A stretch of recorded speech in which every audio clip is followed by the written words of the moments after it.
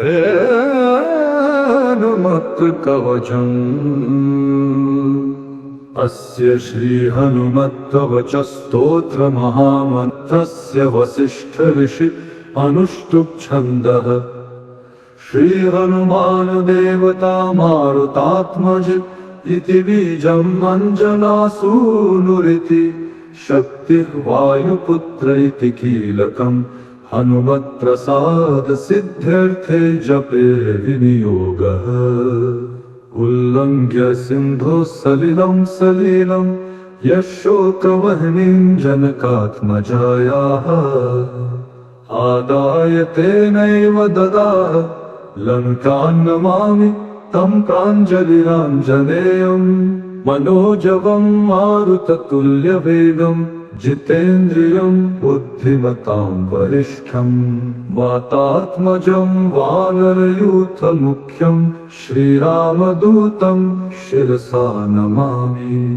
उद्यदादित्यसङ्काशम् उदारभुजविक्रमम् कन्दर्पकोटिलावण्यम् सर्वविद्याविशारदम्। श्रीरामहृदयानन्दम् भक्तकल्पमहीरोहम् अभयम् वरदम् दोर्भ्याम् कलये मारुतात्मजम्। श्रीराम राम रामेति रमे रामे मनोरमे सहस्रनाम तत्तुल्यम् राम रामवानने। पादौ वायुसुतः पातु रामदूतस्तदङ्गुली गुल्फौ हरीश्वर पातु जङ्घे चार्णवलङ्घनः। जानुनि मारुतिः पातु पात्वसुरान्तकः गुह्यम् वज्रतनु पातु जघनम् तु जगद्धितः। आञ्जनेयः कटिम् पातु नाभिम् सौमित्रिजीवनः। उदरम् पातु हृद्गेः हृदयम् च महाबलः। वक्षो बालायुधः पातु स्तनौ चामितविक्रमः। पार्श्वौ जितेन्द्रियः पातु बाहु सुग्रीवमन्त्रकृत्। करावक्षजैः पातु हनुमांश्च तदङ्गुलीः। पृष्ठम् भविष्यद्ब्रह्मा च स्कन्धो मतिमताम्बरः। कण्ठम् पातु कपिश्रेष्ठो मुखम् रावणदर्पः। वक्त्रम् च वक्तृप्रवरो नेत्रे देवगणस्तुतः। ब्रह्मास्त्रसन्मानकरो ध्रुवौ मे पातु सर्वदा। कामरूपः कपोले मे फालम् वज्रनखोऽवतु। शिरो मे पातु सततम् जानकी शोकनाशनः। श्रीराम भक्तप्रवरः पातु सर्वकलेवरम्। मामग्नि पातु सर्वज्ञा पातु रात्रौ महायशः। विवस्वदन्ते वासी च सन्ध्ययो पातु सर्वदा। ब्रह्मादिदेवता दत्तवरः पातु निरन्तरम्। य इदम् कवचम् नित्यम् पठेच्च शृणुयान्नरः। दीर्घमायुर्वाप्नोति बलम् दृष्टिम् च विन्दति। पादाक्रान्ता भविष्यन्ति पठतस्तस्य शत्रवः। स्थिराम् सुकीर्तिमारोग्यम् लभते शाश्वतम् सुखम्। उल्लङ्घ्य सिन्धोः सलिलम् यशोकवह्निम् जनकात्मजायाः आदाय तेनैव ददाह लङ्काम् नमामि तम् प्राञ्जलिराञ्जनेयम्। मनोजवम् मारुततुल्यवेगम् जितेन्द्रियम् बुद्धिमताम् वरिष्ठम्। वातात्मजम् वानरयूथमुख्यम् श्रीरामदूतम् शिरसा नमामि। उद्यदादित्यसङ्काशम् उदारभुजविक्रमम् कन्दर्पकोटिलावण्यम् सर्वविद्याविशारदम्। श्रीरामहृदयानन्दम् भक्तकल्पमहीरोहम् अभयम् वरदम् दोर्भ्याम् कलये मारुतात्मजम्।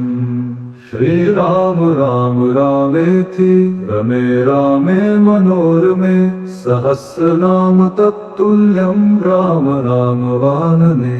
पादौ वायुसुतः पातु रामदूतस्तदङ्गुली गुल्फो हरीश्वर पातु जङ्घे चार्णवलङ्घनः जानुनि मारुति पातु पात्वसुरान्तकः गुह्यं वज्रतनु पातु जघनं तु जगद्धितः आञ्जनेयः कटिं पातु नाभिं सौमित्रिजीवनः उदरं पातु हृद्गे हृदयं च महाबलः वक्षो बालायुधः पातु स्तनौ चामितविक्रमः पार्श्वौ जितेन्द्रियः पातु बाहु सुग्रीवमन्त्रकृत् करावक्षजयी पातु हनुमांश्च तदङ्गुलीः पृष्ठं भविष्यद्ब्रह्मा च स्कन्धो मतिमताम्बरः कण्ठं पातु कपिश्रेष्ठो मुखं रावणदर्पः वक्त्रं च वक्तृप्रवरो नेत्रे देवगणस्तुतः ब्रह्मास्त्रसन्मानकरो ध्रुवौ मे पातु सर्वदा कामरूपः कपोले मे फालं वज्रनखोऽवतु शिरो मे पातु सततं जानकी शोकनाशनः श्रीराम भक्तप्रवरः पातु सर्वकलेवरं मामग्नि पातु सर्वज्ञा पातु रात्रौ महायशः विवस्वदन्ते वासी च सन्ध्ययो पातु सर्वदा ब्रह्मादिदेवता दत्तवरः पातु निरन्तरम् य इदं कवचं नित्यं पठेच्च शृणुयान्नरः दीर्घमायुर्वाप्नोति बलं दृष्टिं च विन्दति पादाक्रान्ता भविष्यन्ति पठतस्तस्य शत्रवः स्थिरां सुकीर्तिमारोग्यं लभते शाश्वतं सुखम् उल्लङ्घ्य सिन्धोः सलिलं सलीलं यशोकवह्निं जनकात्मजायाः आदाय तेनैव ददाह लङ्कां नमामि तं प्राञ्जलिराञ्जनेयम् मनोजवं मारुततुल्यवेगं जितेन्द्रियं बुद्धिमतां वरिष्ठम् वातात्मजं वानरयूथमुख्यं श्रीरामदूतं शिरसा नमामि उद्यदादित्यसङ्काशम् उदारभुजविक्रमम् कन्दर्पकोटिलावण्यं सर्वविद्याविशारदम् श्रीरामहृदयानन्दं भक्तकल्पमहीरोहम् अभयं वरदं दोर्भ्यां कलये मारुतात्मजम् श्रीराम राम रामेति रमे रामे मनोरमे सहस्रनाम तत्तुल्यं राम राम वानने पादौ वायुसुतः पातु रामदूतस्तदङ्गुली गुल्फौ हरीश्वर पातु जङ्घे चार्णवलङ्घनः जानुनि मारुति पातु पात्वसुरान्तकः गुह्यं वज्रतनु पातु जघनं तु जगद्धितः आञ्जनेयः कटिं पातु नाभिं सौमित्रिजीवनः उदरं पातु हृद्गे हृदयं च महाबलः वक्षो बालायुधः पातु स्तनौ चामितविक्रमः पार्श्वौ जितेन्द्रियः पातु बाहु सुग्रीवमन्त्रकृत्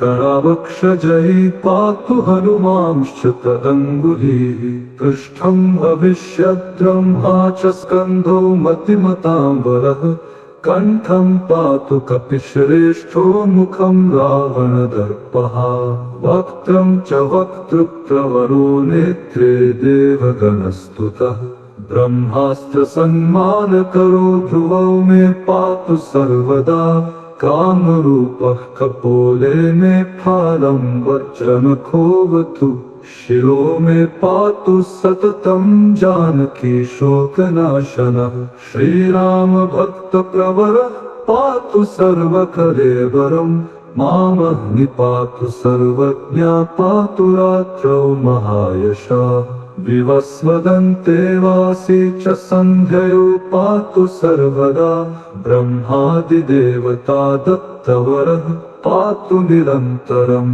य इदं कवचं नित्यं पठेत् च शृणुयान्नरः दीर्घमायुर्वाप्नोति बलं दृष्टिं च विन्दति पादाक्रान्ता भविष्यन्ति पठतस्तस्य शत्रवः स्थिरां सुकीर्तिमारोग्यं लभते शाश्वतं सुखम् उल्लङ्घ्य सिन्धोः सलिलं सलीलं यशोकवह्निं जनकात्मजायाः आदाय तेनैव ददाह लङ्कां नमामि तं प्राञ्जलिराञ्जनेयम् मनोजवं मारुततुल्यवेगं जितेन्द्रियं बुद्धिमतां वरिष्ठम् वातात्मजं वानरयूथमुख्यं श्रीरामदूतं शिरसा नमामि उद्यदादित्यसङ्काशम् उदारभुजविक्रमम्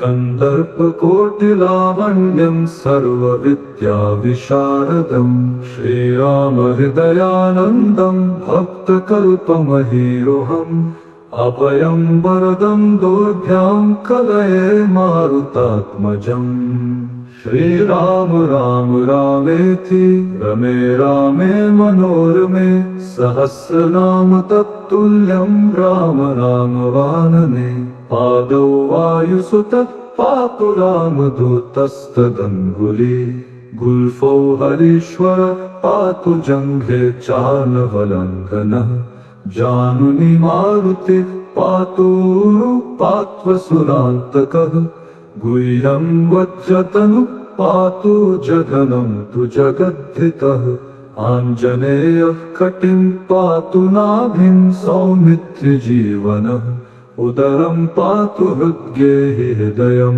च महाबलः वक्षो बालायुधः पातु स्तनौ चामितविक्रमः पार्श्वौ जितेन्द्रियः पातु बाहु सुग्रीवमन्त्रकृत् करावक्षजयी पातु हनुमांश्च तदङ्गुलीः पृष्ठं भविष्यद्ब्रह्मा च स्कन्धो मतिमताम्बरः कण्ठं पातु कपिश्रेष्ठो मुखं रावणदर्पः वक्त्रं च वक्तृप्रवरो नेत्रे देवगणस्तुतः ब्रह्मास्त्र सन्मानकरो ध्रुवौ मे पातु सर्वदा कामरूपः कपोले मे फालं वज्रनखोऽवतु शिरो मे पातु सततं जानकी शोकनाशनः श्रीराम भक्तप्रवरः पातु सर्वकलेवरम् मामग्नि पातु सर्वज्ञा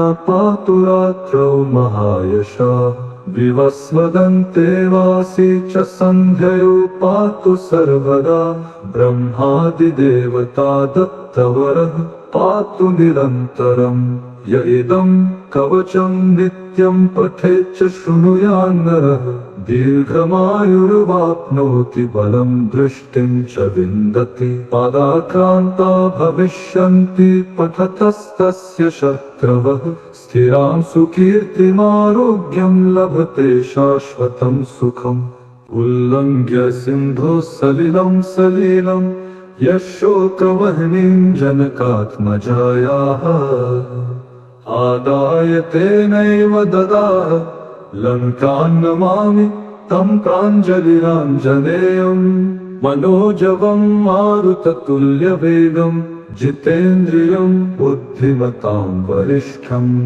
वातात्मजं वानरयूथमुख्यं श्रीरामदूतं शिरसा नमामि उद्यदादित्यसङ्काशम् उदारभुजविक्रमम् कन्दर्पकोटिलावण्यं सर्वविद्याविशारदम् श्रीरामहृदयानन्दं भक्तकल्पमहीरोहम् अभयं वरदं दोर्भ्यां कलये मारुतात्मजम् श्रीराम राम रामेति रमे रामे मनोरमे सहस्रनाम तत्तुल्यं राम राम वानने पादौ वायुसुतः पातु रामदूतस्तदङ्गुली गुल्फौ हरीश्वर पातु जङ्घे चालवलङ्घनः जानुनि मारुतिः पात्वसुरान्तकः